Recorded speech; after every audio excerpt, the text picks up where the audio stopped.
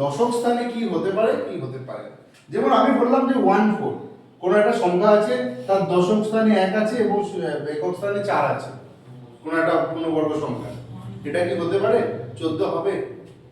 হবে হবে না, কেন হবে না?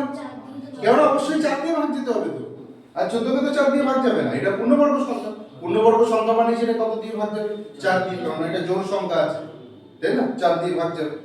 সব পূর্ণবর্গ সংখ্যা 4 দিয়ে ভাগ যাবে না, কিন্তু আমি কি বলেছি, আমার এখানে নিয়মটা কি, যে যেটা জোড় সংখ্যা সেটা 4 দিয়ে ভাগ যাবে, ঠিক আছে?